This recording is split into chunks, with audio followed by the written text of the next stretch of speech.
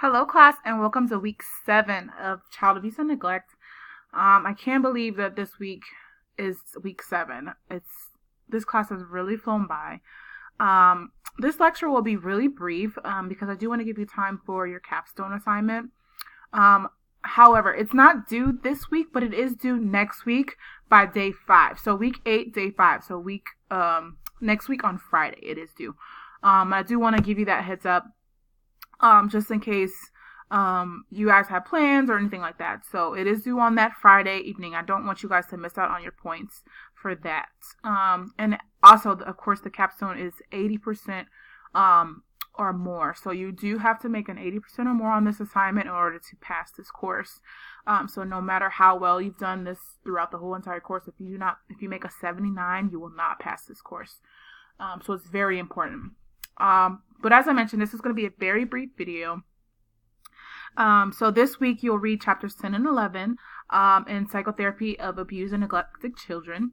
And you'll also read the article titled Adjustment Following Sexual Abuse Discovery, The Role of Shame and Attributional Style. So yeah, you'll have that reading, chapters 10 and 11, and you'll also have this article to read. And I can go over that quickly, but and also you'll have a discussion board post. As I mentioned previously, you guys have been doing such a great job. So keep up the great work on that. And then, of course, you'll have to begin working on your capstone.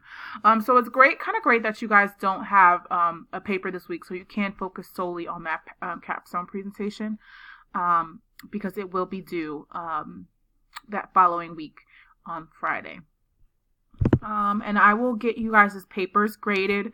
I want to say no later than Friday at the end of the day, but hopefully I'll be able to get that done sooner. But from what I've seen, you guys have done such a great job on that paper as well, or the assignment. So let's jump into this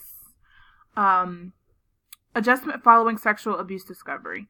So as I mentioned previously before, I have had extensive work working with sexual abuse and domestic violence and sexual assault and things like that.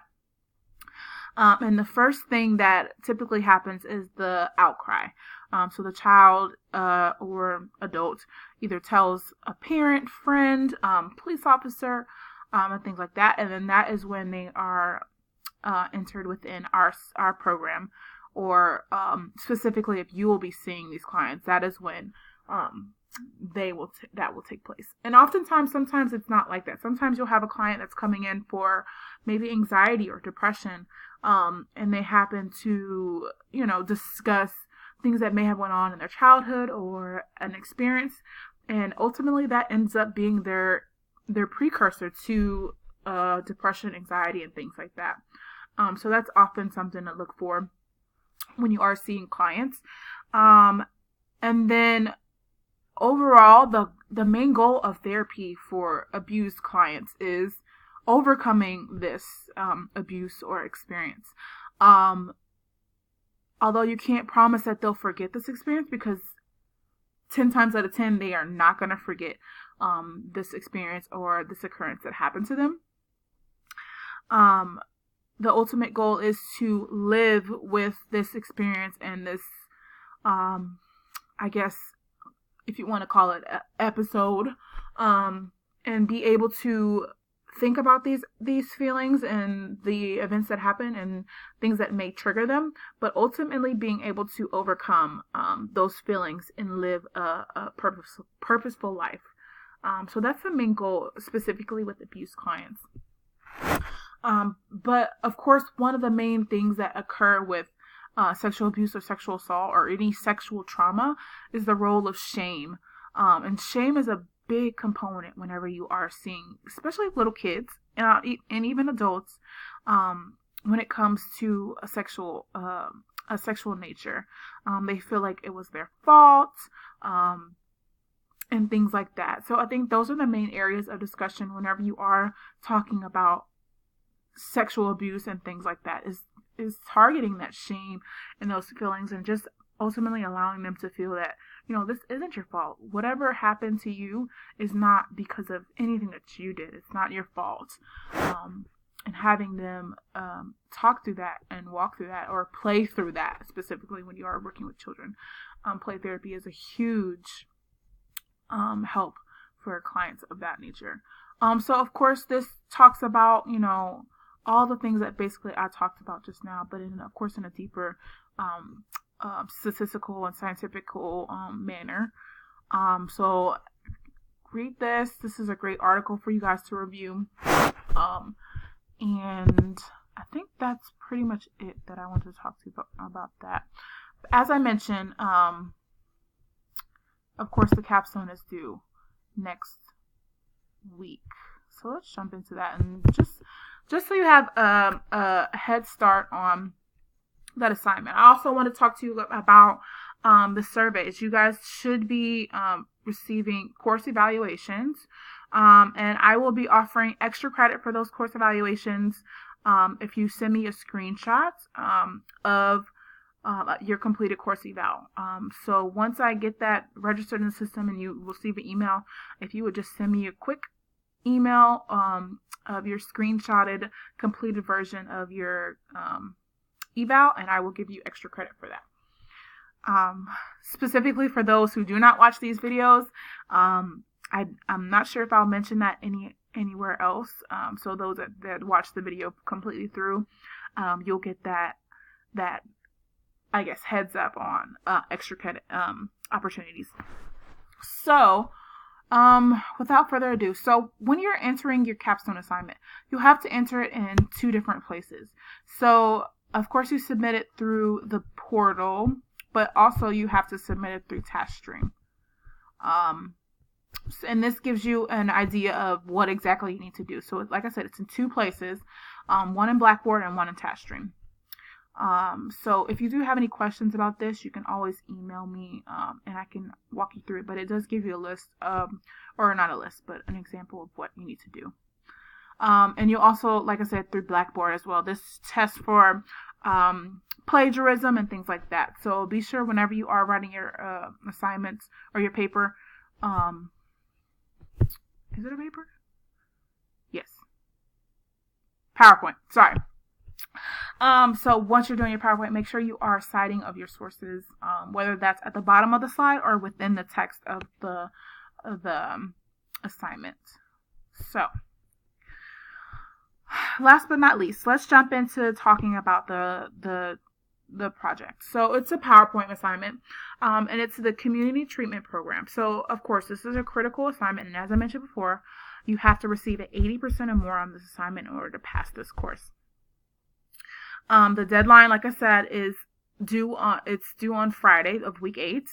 And in this assignment, you'll serve as director of a Christian community mental health center, offering a proposal for a treatment program for child abuse prevention.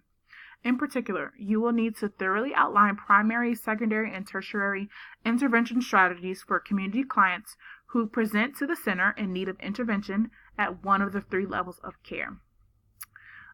So of course the slides needs to be a minimum of 20 slides, and also a minimum of 10 peer-reviewed sources. So other than your textbook, I would like you to have 10 articles of peer-reviewed journal articles, whether that you found them through Cal Baptist or Google Scholar, wherever you find them, as long as you have your APA cited references. I'm perfectly fine with that. Like I said, beyond the textbook. So, I mean, you can use your textbook, but you will still need to have 10 peer-reviewed journal articles. So that would look like you'd have 11 sources, and one of them being the textbook. So, of course, just how I like the papers to have their subheaders, your PowerPoint slides will have your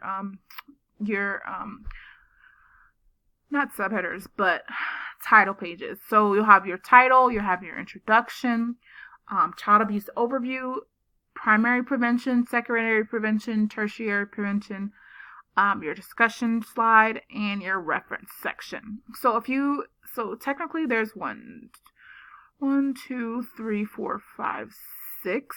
So technically there's 6 major categories. So if you just split that up into I guess, 3 slides per um, category, I think that would be perfectly fine. If some are over, that's fine as well. But that just gives you an idea of how that may work. So, of course, the introduction may not be 3 slides, but you may have maybe 5 or 6 slides for the child abuse overview or primary prevention or whatever you may have more in. So just keep that in mind as well. And you'll also have need to incorporate the Christian faith into the community program. So whether that's providing, specific interventions that incorporate spirituality, whether that's, say, journaling, things like that involve, spirituality in some sort. And this gives you a breakdown of each section according to the criteria. So, of course, in the introduction, this is 15 points. You'll need to clearly outline what you intend to accomplish in the proposal, why this program is important, and the target population you will be offering. And also the child abuse overview. So this thoroughly summarizes the type of child abuse, whether it's physical, sexual, emotional, neglectful, prevalence rates, effects, and you had a paper on cognitive, affective, behavioral, neurological, so you should be very well inept in that. And then of child abuse, cultural and social economic factors that may contribute to child abuse or impact child abuse. So that's going to be one of your heavier slide sections. Here is, of course, primary, secondary, tertiary interventions. You'll thoroughly review psychoeducation designed to prevent child abuse, secondary services to identify help at-risk families, and tertiary so treatment and intervention efforts to help families already experiencing abuses, and also maybe whatever interventions can be incorporated. And I'll also include at least 4 strategies of each of the 3 intervention categories. So that will also take up a big bulk amount of your PowerPoint slide. Also, included in each of these categories will be a way in which Christian faith can be integrated into treatment. So that's another caveat to that. So you'll have about 3 to 4 areas where you would implement the Christian spirituality. Discussion. Of course, this needs to be a discussion in ways the program will help the community to reduce and prevent the prevalence of child abuse. Of course, that can be, partnering with other community organizations, churches, schools, psychoeducation through the schools, different things like that. And lastly, APA format. And as you mentioned, or as had mentioned before, I look for APA format. It's very important, specifically in psychology. So of course, 20 slides in length, APA style, no grammar or spelling errors, punctuation mistakes, things like that. I'll be looking for that. Also, your 10 articles. But yeah, I think that's pretty much it. And that's only 10 points, but of course it's a big part of your assignment. So as I mentioned before, you have a rubric. So if you follow this rubric to a T, you should be perfectly fine on your capstone assignment. And I think that's pretty much all I wanted to discuss for this week. Please let me know if you have any questions, comments, concerns, and I will be happy to help. So I hope you guys have had a great weekend, and I hope you guys have a great week. Talk soon.